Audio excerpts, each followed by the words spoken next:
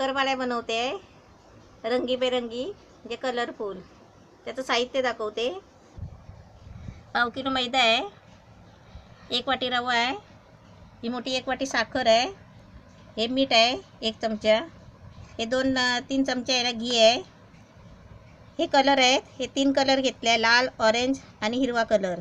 आणि हे ओवा आहे, ही वेलची पावडर आहे, जायफळ वेलची पावडर, आणि हे आहे ना पाणी आहे. आता मी तुम्हाला दाखवते पहिलं काय करायचं ते. पहिलं आहे ना हे मैदा घ्यायचा या वाटीमध्ये,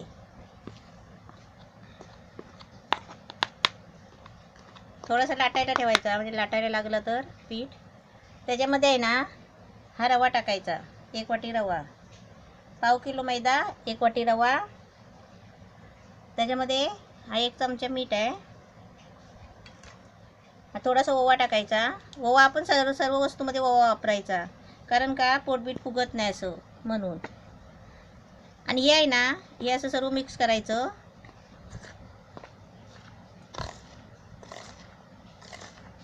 असं खोलगट भांडाच घ्यायचा, असं पीठ वगैरे भिजवायला झालं ना तसं खोलगट भांडा घ्यायचा, म्हणजे कसं खाली सांडत नाही.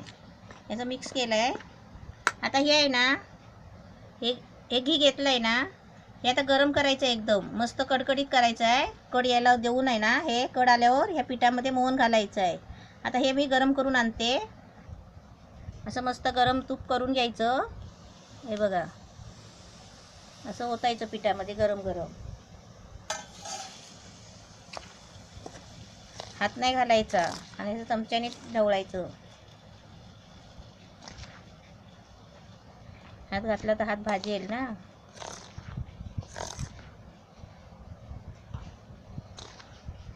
हे आता आहे ना आपण हाताने सगळं सारखं करायचं आणि पाणी टाकून मळायचं, गोळा करून ठेवायचा 1 तासासाठी आहे.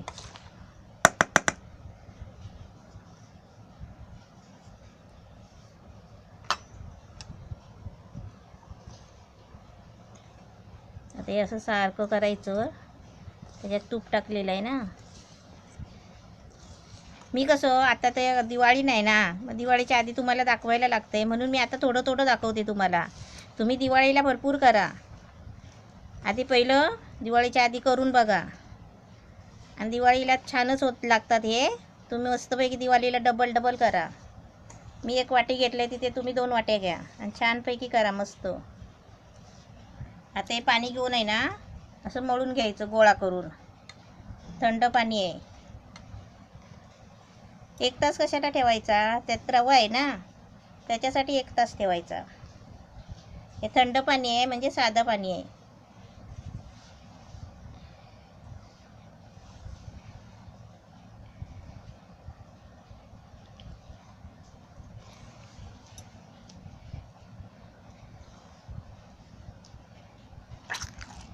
याचं पीठ आहे ना चांगलं मळायचं पाणी टाकून. एकदम सुक्कं नाही ठेवायचं मळून, कारण तो रवा फुगतो ना नंतर.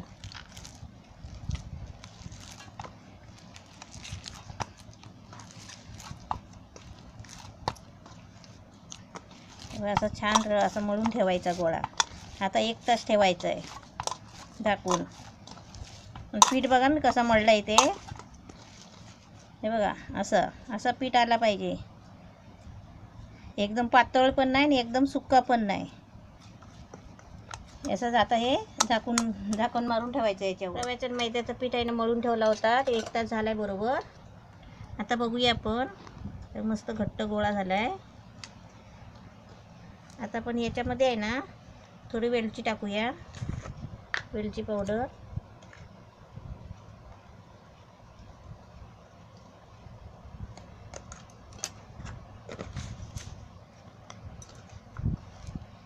आता चांगलं मळून घ्यायचं आहे.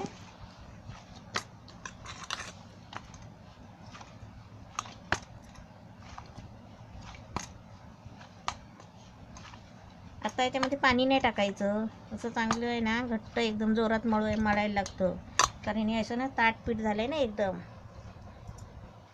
कारण रवा त्याच्यामध्ये फुगला तो. आता असं चांगलं मळून घ्यायचा. आता याचे मी 3 गोळे करते. पाट घेतलाय,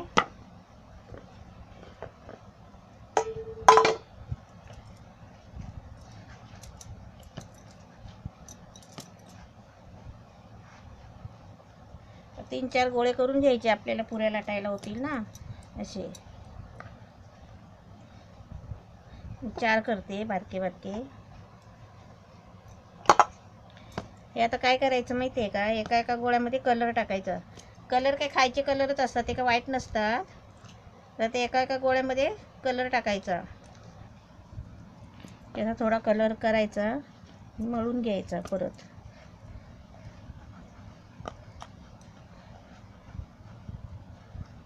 म्हणजे हे कसे कलरफुल एकदम म्हणजे रंगीत दिसतात, वेगवेगळे.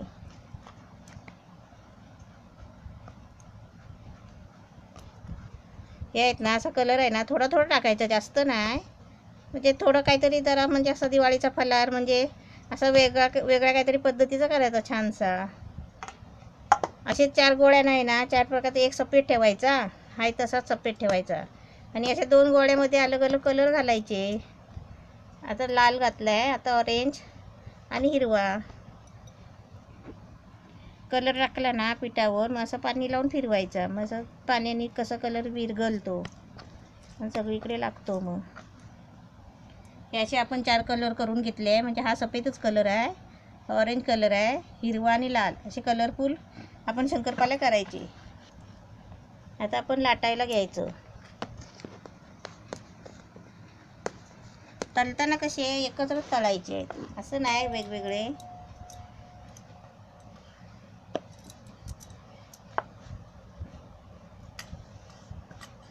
कलर काय खायचाच असतो, बिर्याणी वगैरे टाकतात ना, बिर्याणीमध्ये, जिलेबीमध्ये.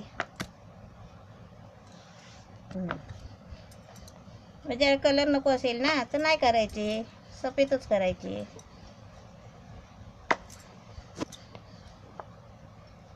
जास्त पातळ नाही लाटायचे, असे घट्टच लाटायचे, जाम जाड असे लाटायचे. आता कापते मी, झालं लाटून. असं जाड लाटायचं. हे कसं सुरीनेच कापायचे तसे.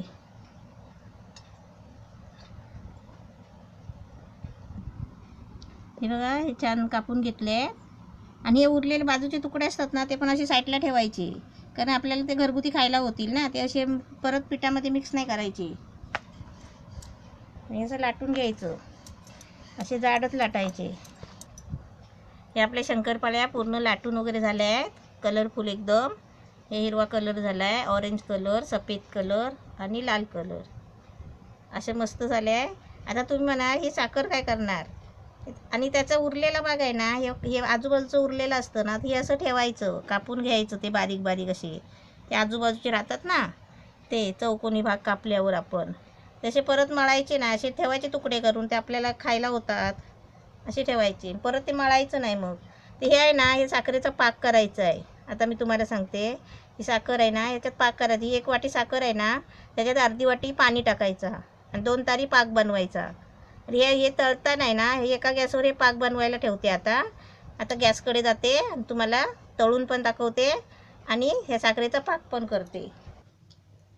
इथे बघा, हे शंकरपाळे तळायला कढई ठेवली आहे, तेल पण ओतले त्याच्यामध्ये. तेल तापलं आहे, तो पण गॅस बारीक करते. आणि इथे आहे ना, दुसऱ्या गॅसवर गॅस पेटवला आहे आणि कढई ठेवली आहे त्याच्यावर. आणि त्याच्यामध्ये कसं पाक बनवायचं. ही अर्धी वाटी पाणी आहे आणि त्याच्यामध्ये आहे ना 1 वाटी साखर टाकायची आहे. म्हणजे गॅस थोडा बारीकच ठेवायचा आहे आणि हे ना सारखं हलवत राहायचं आहे. इथे ना ही अशी साखर हलवत राहायची, म्हणजे कसं पाक बनायला पाहिजे ना.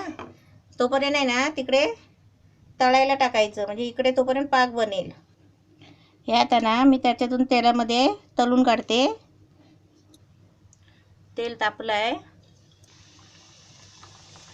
तेल कसं थोडंसं ठेवलं आहे मी, का माहिती आहे, आता एवढे शंकरपाळे तळून झालं मग तेल मग ते फुकट जाईल ना.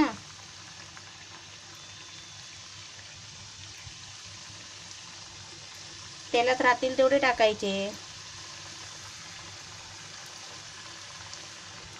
ते कसे फुगून येतात बघा वरती, असे मस्त लागतात ते.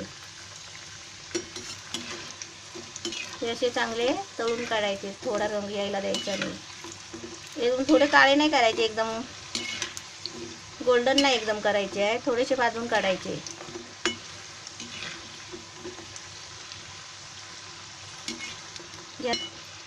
आता असे झाले ना मग ते काढायचे, कारण ते कसे अजून पाकामध्ये टाकायचे आहेत ना, एकदम गोल्डन नाही, असे तळायचे.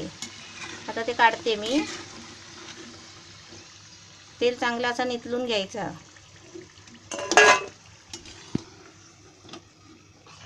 हा इथे पाक बनतोय तोपर्यंत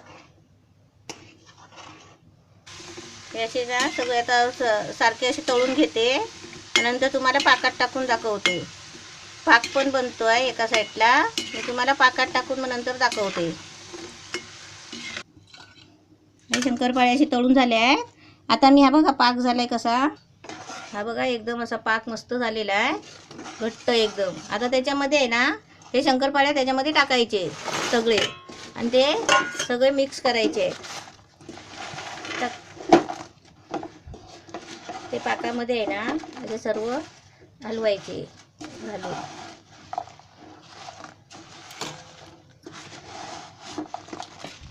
हे छान झाले आहे. हे बघा म्हणजे साखर आहे ना सगळी लागलेली आहे शंकरपाळ्यांना.